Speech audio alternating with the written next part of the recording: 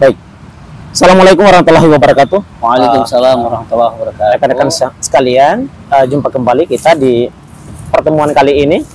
Pada kesempatan hari ini kita mencoba untuk membahas satu tema yang ini berkaitan dengan politik ya. Mumpung ini adalah momentum politiknya, dan kita mencoba untuk mengisi momentum politik ini dengan muatan-muatan politik yang sifatnya adalah edukatif. Yang pertama adalah tentang ini mungkin kita dari segmentasi yang Islamnya gitu ya. Biar kemudian kita ini mencoba untuk karena ini ada satu perdebatan menyangkut soal masalah politik. Karena ini banyak juga para tokoh yang kemudian mencoba untuk memberikan pandangan ini kepada masyarakat, sehingga seolah-olah misalnya agama itu tidak boleh terlalu berlebihan dalam urusan politik gitu. Nah, jadi ada jarak antara agama dan juga kemudian negara. Nah, politik tidak boleh berlebihan oleh agama agar kemudian tetap menjaga jarak itu gitu, kurang lebihnya. Nah, jadi pada kesempatan hari ini kita mencoba untuk membahas menyangkut soal masalah politik Islam dan negara gitu. Nah, teman-teman sekalian yang kemudian berkesempatan hadir pada pertemuan hari ini yang berada saat ini, nanti akan ada sesi tanya jawab yang akan nantinya diberikan kepada teman-teman sekalian. Mohon tetap fokus. Semoga diskusi kita, pertemuan kita pada kesempatan hari ini berbobot tentunya, dengan kemudian dihadirkan pertanyaan-pertanyaan dari rekan-rekan sekalian. Saya mengharapkan hal itu. Assalamualaikum Ustaz. Waalaikumsalam warahmatullahi Siap Ustaz ya? Alhamdulillah. Alhamdulillah. Jadi cukup perjalanannya cukup jauh Ustaz ya? Cukup jauh ya, Jauh, sekitar 1000 kilo ya. Jadi macet perjalanan ke sini. Ya karena memang ini harus balik ya. Betul. Saya nggak tahu ini mana yang harus balik, mana harus pergi nih. Ini semuanya pulang mungkin mudik semua ini. Ya. Mudik ke akhirat. Jadi aja. Baik Ustadz, ini menyangkut soal masalah tema kita pada kesempatan hari ini, yakni adalah menyangkut soal masalah sumber kedaulatan. Betul. Ya. Yang tema besar kita adalah konsepsi politik Islam dan negara. Nah, misalnya tadi karena memang ada perbincangan-perbincangan yang kita temui di kalangan masyarakat kita hari ini, bahwa agama jangan terlalu berlebihan di dalam urusan politik gitu, ataupun jangan terlalu mengurusi soal masalah umara gitu kan. Ada kemudian perbincangan macam itulah.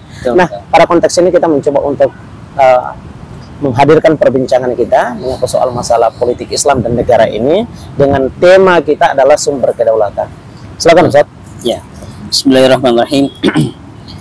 Tema yang menarik karena dari setiap kajian di dalam fikih konstitusi itu selalu berawal atau diawali dari sisi masdar asyadah atau sumber kedaulatan.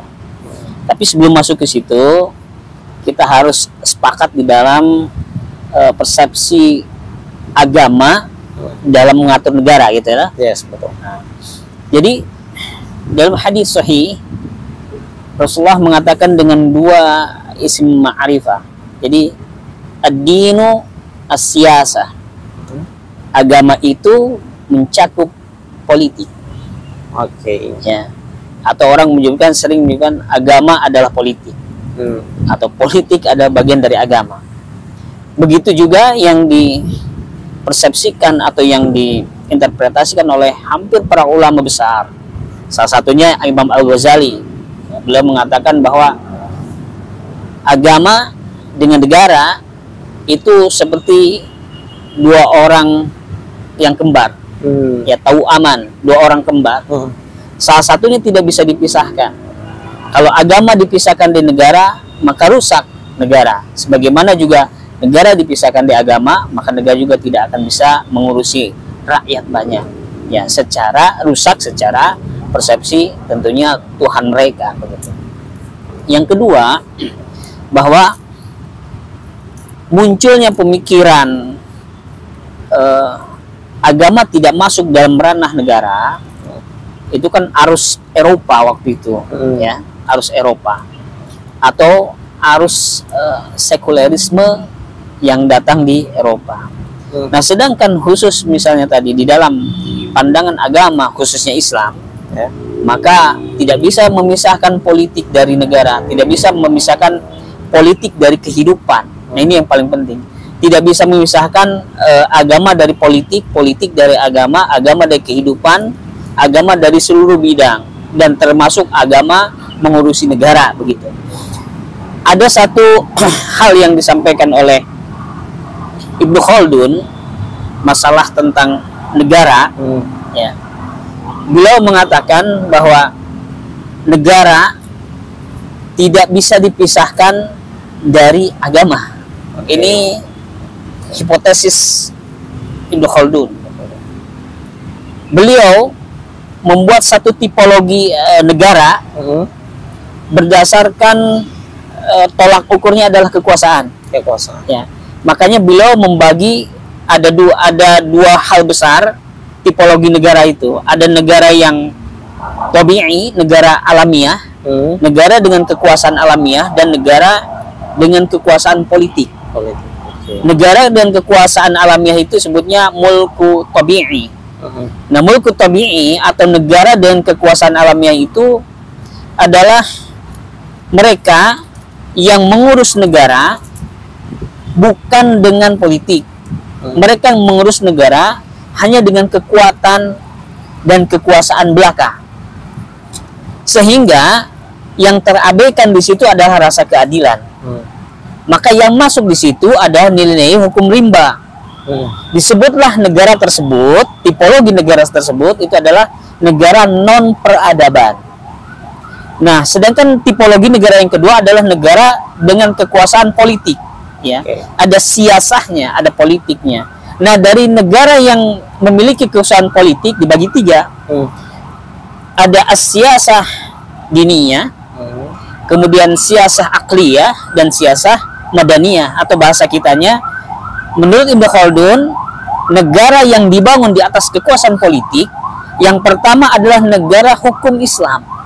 Dia tempatkan yang pertama tuh, ya, negara yang berdasarkan hukum Islam.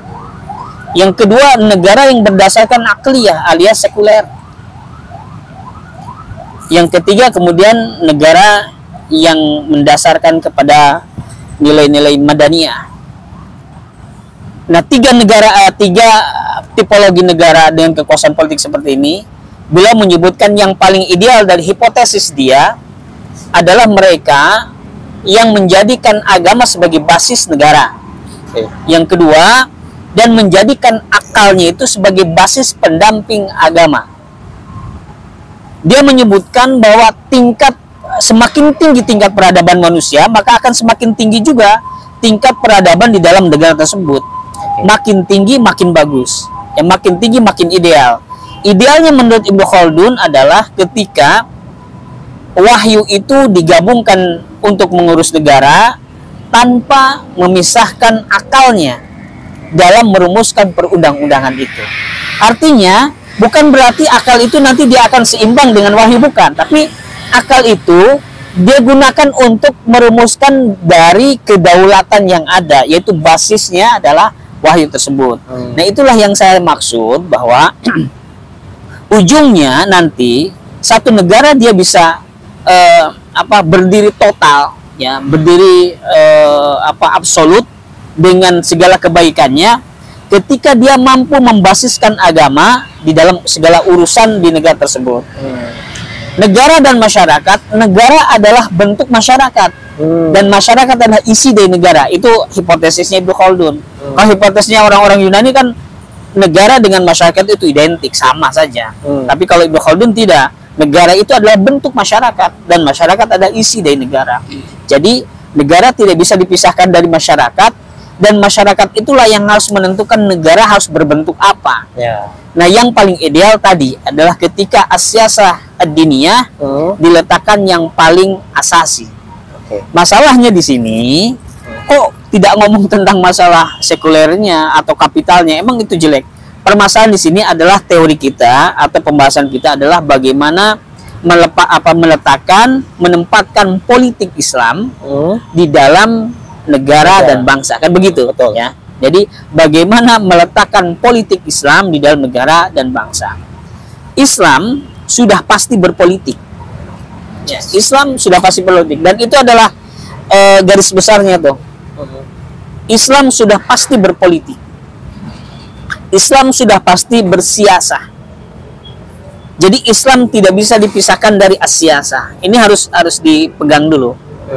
Kemudian yang kedua, fenomena kemudian ketika dia memisahkan politik dipisahkan dari agama atau agama dipisahkan dari negara, maka itulah yang dimaksud dengan sekulerisme.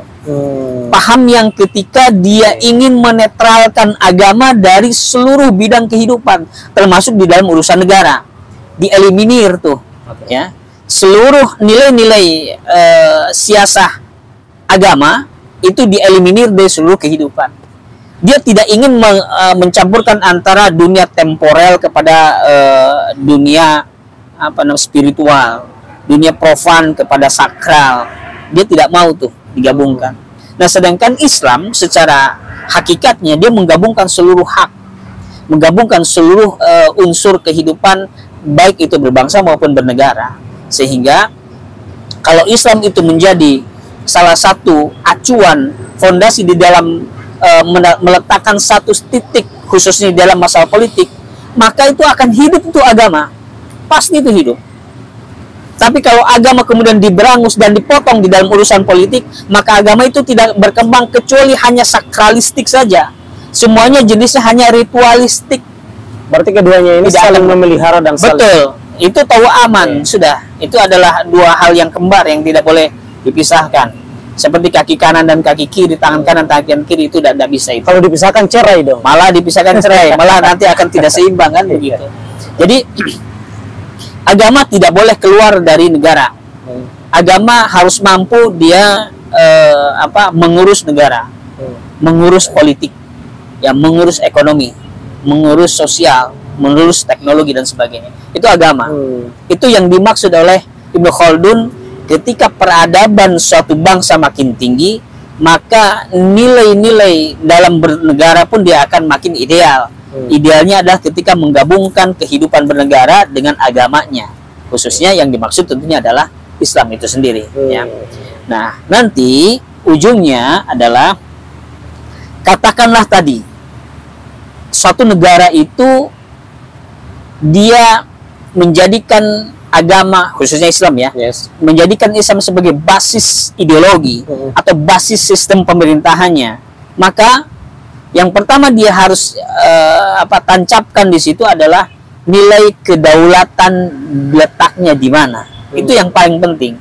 Karena ketika orang menyebutkan atau ketika satu negara memproklamirkan dirinya, kami negara Islam, nyebutnya Islam, tapi kemudian basis ideologi dan basis kedaulatannya salah, maka dia tidak disebut negara Islam. Islam itu tidak mengenal tipologi bentuk negaranya. Artinya Islam tidak mengakomodir bahwa kalau Islam itu harus monarki, enggak. Islam itu tidak mengenal jenisnya. Mau republikkah itu, mau monarkikah itu, mau federalkah itu, kerajaan pun sekarang. Iya, kerajaankah itu, mau monarki absolut atau tidak absolut. Islam tidak mengenal itu. Boleh jenisnya seperti apa itu satu negara, yang penting basis ideologi dan sistemnya adalah Islam.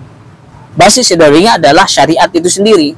Dan kemudian sumber kedaulatannya harus jelas. Nah, ketika sumber kedaulatannya tidak jelas, diturunkan, maka Islam tidak akan mampu memiliki peran apapun di situ. Itu yang paling penting. Jadi letak posisinya sumber kedaulatannya di sini adalah, sumber kedaulatan itu, ya, di dalam beberapa persepsi di kalangan para pakar fikih konstitusi ya khususnya, itu memang ada 4. Ada sumber kedaulatan itu menyebutkan bahwa sumber kedaulatan ada di tangan umat, termanifestasikan kepada kepala negara. Ada sumber kedaulatan itu adalah di tangan umat dan di tangan syara. Maksud tangan syara itu di tangan syariat, di tangan hukum Islam. Artinya di tangan undang-undang, pertama Al-Quran, 2 sunnah, 3 ijma, qiyas dan sebagainya. Itu maksudnya. Syara itu maksudnya itu ya. Ada yang ketiga bahwa kedaulatan itu di tangan umat mutlak. Yang keempat, kedaulatan itu ada di tangan syara mutlak.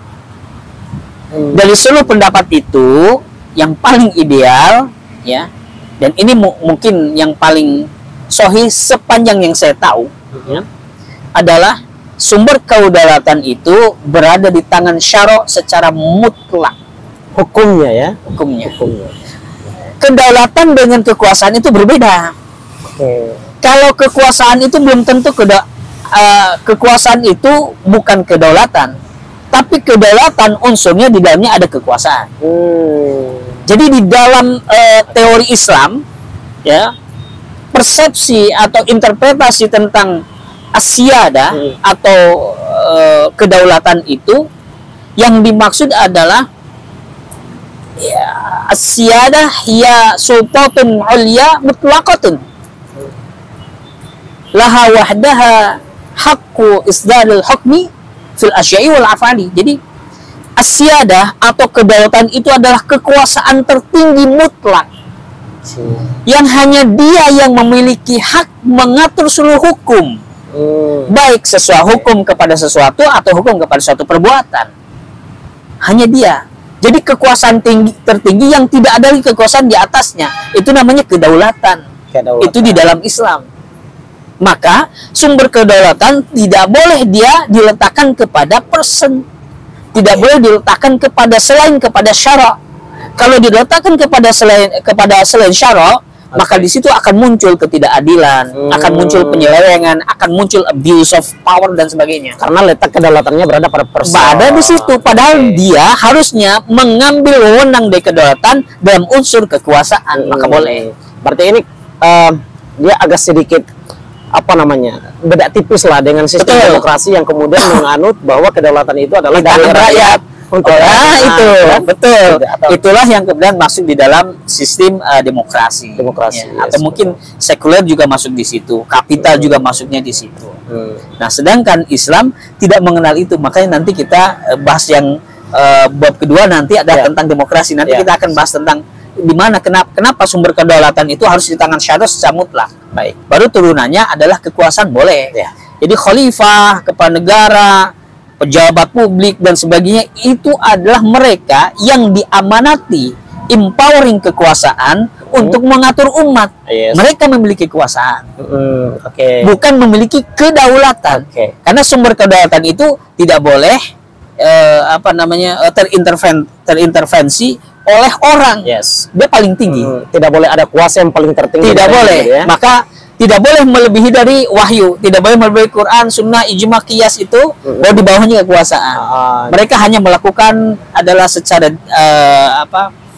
secara teknis mekanisme adalah mengatur segala teknis kekuasaan yang berhubungan dengan umat dan negara. Berarti prinsipnya adalah setiap orang di dalamnya, baik itu adalah pemimpinnya ataupun hingga sampai pada rakyat jelatannya sekalipun, semuanya cara mainnya adalah tetap mengikuti regulasi yang ada. Itu tadi ya, gitu ya. Seperti itu. Ini Ustadz, di akhir ini sebelum saya nanti memberikan kesempatan kepada teman-teman yang akan nantinya bertanya, satu hal yang patut kiranya mau ingin saya tanyakan dan harus mengambil ketegasan jawabannya gini Ustadz. Situasi politik, fenomena politik kan, gitu. Dan di tengah kemudian perbincangan politik kan hangat misalnya. Terkhusus adalah karena konsep kita adalah soal masalah politik Islam nih.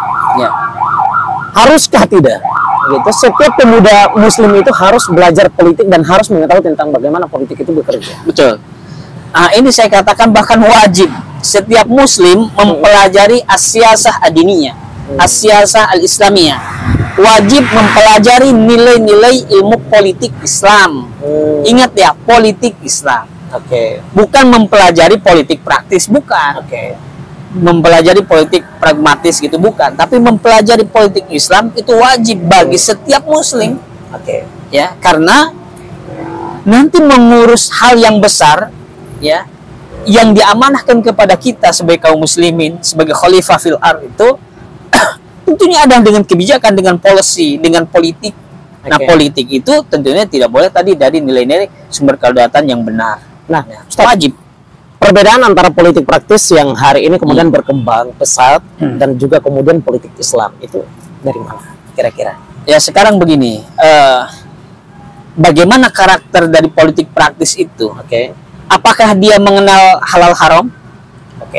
Apakah dia mengenal benar buruk? Sepertinya adalah segala cara di itu kan, betul kan? Nah, kalau politik Islam itu banyak rambu-rambu yang di situ justru Anda berpolitik, Anda melaksanakan, mengimplementasikan kekuasaan dalam politik adalah ujungnya tahu, ujungnya apa? Mensejahterakan rakyat, mensejahterakan rakyat dunia akhirat. Jadi tetap on the track gitu ya. Betul, harus begitu. Jadi di situ berpolitik itu ada baik dan buruk, ada benar dan salah, ada sesat dan lurus. Tapi politik Islam itu tidak menghalalkan segala cara kan? Oh, tidak kan? Justru banyak rambu agar jangan sampai orang yang berada pada kekuasaan yang memegang politik tidak keluar dari jalur tadi. Banyak sangat mengenal rambu-rambu yang ada. Tidak bisa kemudian orang berpolitik tapi ternyata praktis atau pragmatis ya nggak bisa. Itu bukan politik Islam.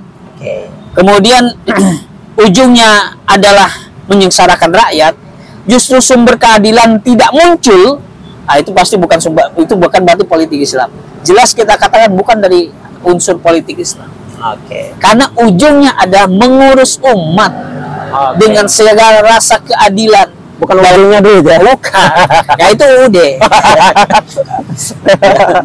Jadi gitu. Berbeda ya. Nah, politik-politik yang misalnya sekarang, bagaimana politik yang dilakukan oleh misalnya para politisi di dalam mengemban tugasnya sebagai birokrat atau mungkin sebagai eksekutor, eksekutif atau sebagai legislatif. Nah, disitulah kemudian percampuran interest dan konflik interest di dalam urusan-urusan amanah yang sedang diemban oleh seluruh para pejabat, baik yang di eksekutif maupun legislatif. Mereka terjebak di dalam arus sistem yang salah. Nah, permasalahannya kan sistem pemerintahan kita seperti apa? Nah, otomatis cara berpolitiknya juga tidak mungkin dengan cara berpolitik Islam. Kan nantinya rusak juga. Hukum yang kita punya kan kita yang bikin. Betul. Begitu kalau misalnya terlalu menekan, nanti besok-besok kita revisi. Nggak bisa. Baiknya nggak bisa. Ustaz, ini teman-teman barangkali punya pertanyaan. Ya, silakan. Ada. Bismillahirrahmanirrahim. Assalamualaikum warahmatullahi wabarakatuh. Waalaikumsalam warahmatullahi wabarakatuh. Terima kasih kepada Ustadz, Pak Hamis, dan teman-teman semua. Diskusinya sangat menarik. Yang ingin saya sedikit mempertanyakan itu bahwa Indonesia kan sedang menganut demokrasi begitu. Nah, dan di dalam kehidupan Indonesia saat ini tidak jelas, saya katakan bahwa tidak jelas, kita berada pada naungan siapa ini, demokrasi atau konstitusi, ataukah berada pada Pancasila. Sehingga kita hari ini berada pada kedilemaan. Nah, katakanlah demokrasi mengatakan bahwa kedaulatan berada pada tangan rakyat. Nah, Islam mengatakan bahwa kedaulatan itu berada pada tangan Tuhan. Nah, tangan syara'. Ini yang pertama.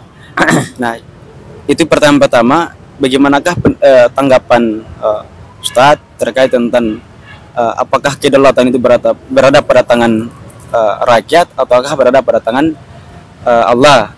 Nah, karena kalau bicara persoalan sekularisasi, dia akan berbeda konsepnya.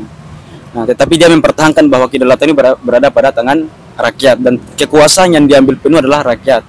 Nah, sehingga tidak ada unsur agama yang harus masuk ke dalam ranah unsur politik bernegara. Nah, sehingga tidak ada counterbaur, katakanlah persoalan tentang kewarnaan siapa dan siapa warna siapa. Mungkin bisa, Ustaz. Iya. Sekian, wabillahi taufiq wal hidayah. Assalamualaikum warahmatullahi wabarakatuh. Ada lagi barangkali? Ya, yuk. Come on. Kira-kira bagaimana? Kan bisa ditanya tuh, Ustaz, ini saya kan perempuan, ini kan bicara soal masalah politik Islam gitu kan. Nah, bagaimana Islam itu mengatur tentang hak perempuan dalam politik itu kan satu hal yang menarik juga kan begitu, Ustaz ya? Iya. Biar kita jangan iya ya, udah mewakili bertanya gitu ya, Ustaz ya. Itu pertanyaan. Itu pertanyaan saya. Iya. Oke, baik. Assalamualaikum warahmatullahi wabarakatuh. Waalaikumsalam warahmatullahi. Selamat sore, salam sejahtera untuk kita semua. Topik yang sangat menarik di sore hari ini untuk kita semua. Pertanyaan saya simpel, Ustadz. Tadi saya banyak menyimak ada agama dan negara. Intinya khususnya untuk agama Islam ya. Terus pertanyaan saya langsung pada intinya. Jelas, simpel, padat. Pertanyaan saya, bagaimana caranya berpolitik di dalam dengan baik dan benar di dalam Islam? Itu saja. Terima kasih. Assalamualaikum warahmatullahi wabarakatuh. Yang tadi pertama dari Aji ya. Oh, Umar. Yang pertama dari Umar, yang kedua dari Via. Nah, dari Via ini karena ini representasi perempuan nih Ustaz. Nah, cocok nih. Nah, Aji tadi menyangkut soal masalah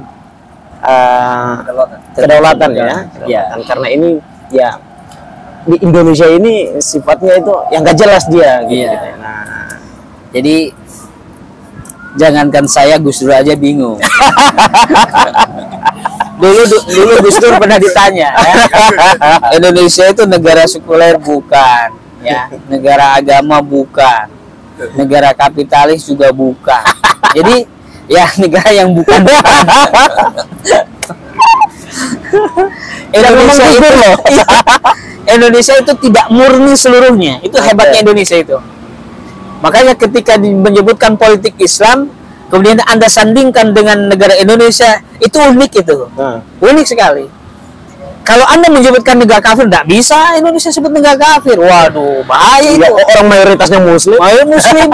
Dan undang-undang dalamnya hampir mengakomodir tentang hukum Islam. Banyak loh. Banyak. Nanti kita katakan itu. Disebut sekuler full ya nggak bisa. Sebut kapitalis apalagi, orang negara berkembang kok kapitalis. Ya nggak bisa. Jadi saya katakan tadi, sumber kedaulatan di dalam hukum Islam atau dalam politik Islam itu adalah wajib syara' mutlak. Ya. Baru turunannya sumber kedaulatan tadi ya. Jadi kekuasaan tertinggi dalam segala urusan yang menentukan A, menentukan B, menentukan sesuatu, menentukan satu perbuatan, itu adalah hukum syara'. Baru turunannya di dalam empowering kewenangan, empowering kekuasaan, barulah kemudian diatur oleh kepala negara. Dia memiliki kekuasaan untuk mengatur apa? Mengatur A, B, C, D yang tidak boleh keluar dari koridor syara' tadi. Paham itu ya? Bagus nggak sih begitu, ya kan? Maka tidak ada lagi abuse of power di situ, kesewenang-wenangan dalam menyalahgunakan seluruh perangkat kekuatan dia untuk menekan, mengkriminalisasi sesuatu dan sebagainya, memenjarakan orang sembarangan. Jadi gampang controllingnya ya. Betul. Gitu ya. Jadi ini salah nih, ini tidak berkesesuaian dengan syariat gitu ya, begini. Nah, umat juga punya kekuasaan yang sama. Dan ini menariknya adalah pemimpin yang punya kuasa ini tidak punya otoritas untuk merubah hukum tadi. Betul. Betul. Ya. Umat juga punya empowering, kewenangan dan kekuasaan untuk mengimplementasikan seluruh haknya kepada penguasa. Maka dia mengutus ahlul halli wal aqdi itu. Kami memiliki seluruh hak kami wakilkan kepada ahlul halli wal aqdi itu, kepada penguasa. Penguasa boleh tuh bermusyawarah dengan utusan-utusan kami itu. Semua utusan kami adalah membawa hak-hak kami, membawa aspirasi kami, yang kami juga memiliki kewenangan kekuasaan di dalam negara Islam itu sendiri. Itu tuh hebatnya ya. Kan begitu adil tuh. Maka tidak ada khalifah, tidak ada kepala negara yang sewenang-wenang. Seluruh kewenangan dibatasi oleh kewenangan yang lain. Seluruh kekuasaannya dibatasi oleh kekuasaan yang lain. Dan seluruh hukumnya dibatasi oleh sumber kedaulatan yang tertinggi, yaitu syariat. Itu Islam tuh. Ada, bukan hanya Indonesia, kedaulatan ada di tangan rakyat. Itu kita pasal berapa itu dalam Undang-Undang 45? Ya. Karena saya bukan orang Indonesia, saya tahunya itu Mesir. Kalau Mesir pasal kedua, ya. Kalau Yordan itu pasal ke-24.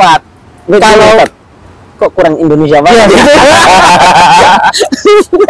Jadi luar negeri yang haram ya. Kuwait pasal ke-6, Maroko pasal kedua ya, atau Maghrib. Mereka menunjukkan sumber kedaulatan itu di tangan rakyat, di tangan umat, bukan rakyat, umat. Beda loh umat sama rakyat loh. Pak, saya tekankan lagi. Apa bedanya rakyat dengan umat? Di dalam persepsi agama, umat dengan rakyat itu berbeda. Kalau umat itu adalah sekelompok manusia yang hidup bersama dengan metode yang tertentu, metode yang sama tertentu, dan dibangun di atas ikatan akidah, itu umat. Tapi kalau rakyat itu mereka yang hidup berkelompok di dalam satu wilayah dikarenakan ada satu klan, satu marga, satu bangsa. Itu sebutnya rakyat atau bangsa. Jadi berbeda. Tidak sebut itu kalau umat Islam, sebut rakyat Islam kan jadi begitu ya. Ada rakyat Islam yang banyak, tapi pakainya umat Islam, karena satu akidah ya. Satu akidah. Nah, kalau di negara-negara tadi yang saya sebutkan tadi, Mesir, Suriah, Yordan, kemudian Maghrib, Kuwait dan sebagainya, mereka menyebutkan adalah asyadah, sumber kedaulatan itu di tangan umat Islam. Berarti dikeluarkan seluruh yang lain selain yang Islam. Kalau Indonesia, kedaulatan ada di tangan rakyat. Ya, betul nggak? Terus sepenuhnya kekuasaan itu dijalankan oleh pemerintah gitu kan? Baik. Ustaz, ini waktu kita terbatas, nanti kita akan lanjutkan kembali, tapi kita selesaikan dulu pertanyaan yang kedua. Barangkali jangan sampai mentang-mentang semua laki-laki, saya perempuan sendiri gitu. Pertanyaan saya malah nggak dijawab gitu ya. Ya, ini mau selesaikan dulu. Kita selesaikan dulu. Berarti yang selesaikan yang Umar dulu. Indonesia negara yang unik di dalam menentukan undang-undang. Indonesia di dalamnya juga mengakomodir nilai-nilai keagamaan. Yang kedua, Indonesia mengakomodir di dalam undang-undangnya banyak hal yang terpenting di dalam nilai Islam ada di dalam negara. Bahkan kita katakan Pancasila lahir pun di dalam sumber-sumbernya, di dalam nilai-nilai terdalamnya adalah juga hasil dari galian di dalam nilai-nilai Islam. Jadi itulah uniknya Indonesia. Kita tidak bisa sembarangan. Karena tidak bisa sembarangan, kita sebut aja negara yang bukan-bukan. Tadi benar. Kata Gus Dur itu. Itu yang pertama. Yang kedua tadi bagaimana berpolitik Bagaimana berpolitik yang baik dalam Islam. Di dalam Islam. Pertanyaannya sih sederhana, tetapi bagaimana cara implementasi politik di dalam negara sangat rumit sekali. Kenapa? Karena begini, kita bisa berpolitik dengan cara Islami jika negara itu pun mengakomodir Islam sebagai bagian dari basis utama berpolitik. Begitu.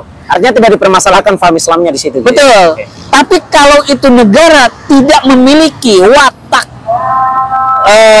bersaudara dengan agama sebagaimana Eropa, ya negara-negara sekuler, negara kapitalis, ya tentunya berpolitik secara Islam tidak laku dan tidak bisa berlaku di sana. Karena mereka memang ingin memisahkan, mengeliminir dari kehidupan bernegara. Jadi beragama ada kehidupan spiritual yang tidak sama dengan kehidupan bernegara berbangsa dalam nilai-nilai aktual. Mereka memisahkan itu. Sehingga ketika ada orang yang ingin berpolitik dengan cara politik Islam, ya tentunya tidak bisa dipakai dan tidak bisa diimplementasikan di negara yang memang fahamnya demikian. Tapi saya yakin, artinya kita tidak pernah berputus asa. Berpolitik secara Islam di Indonesia itu sangat memungkinkan. Karena sangat memungkinkan. Pertama adalah karena memang mayoritasnya adalah Islam. Dengan cara apa? Dengan cara selalu menyuguhkan ide, menyuguhkan gagasan-gagasan, wacana-wacana terbaik yang datang atau digali dari sumber-sumber Islam kepada negara. Begitu caranya. Tapi kalau sama-sama tinggal, sama-sama duduk di Senayan, Anda hanya dua pilihannya, mau ikut atau dimatiin. Sedangkan kalau ikut bareng, di situ semua ikut pragmatis atau nilai-nilai yang tadi ya. Nanti terwakilkan sama politik-politik rusak. Ya terwakilkan, nanti baru tugasnya tidur aja gitu. Nanti tidur aja, yang penting dapat duit. Kalau mau ngomel berarti dimatiin mic-nya. Begitu ya Ustaz ya. Kita cukupkan dulu pertemuan kita pada kesempatan hari ini. Insya Allah teman-teman sekalian, ini adalah merupakan bagian daripada perdana. Besok nanti kita akan konsepkan jauh lebih bagus lagi biar tertata. Bab kedua ya. Bab kedua ya. Jadi ini tema kita ada 20 ya. Ini baru pertama kita kupas gitu. Dan ini juga belum selesai gitu. Karena memang waktu kita terbatas, nanti kita akan lanjutkan lagi pada lain kesempatan. Baik teman-teman sekalian, ini video akan kita tampilkan di kanal kita di update sejarah gitu ya. Jadi menyangkut soal masalah pemahaman sejarah gitu ya, tidak hanya saja dalam Indonesia tetapi konteksnya adalah global ya. Kita hadirkan di sini sebagai bentuk bagian daripada pertanggungjawaban kita sebagai anak bangsa untuk mengedukasi antar sesama anak bangsa. Sebabnya nanti bisa ditonton kembali pembahasan kita pada kesempatan hari ini di sana. Bagi teman-teman sekalian di luar sana yang belum sempat subscribe kanal ini, silakan subscribe dulu terlebih dahulu dan selalu tekan notifikasinya biar tetap mengikuti perkembangan pembahasan kita di sini. Terima kasih banyak teman-teman sekalian. Assalamualaikum warahmatullahi wabarakatuh. Waalaikumsalam warahmatullahi wabarakatuh.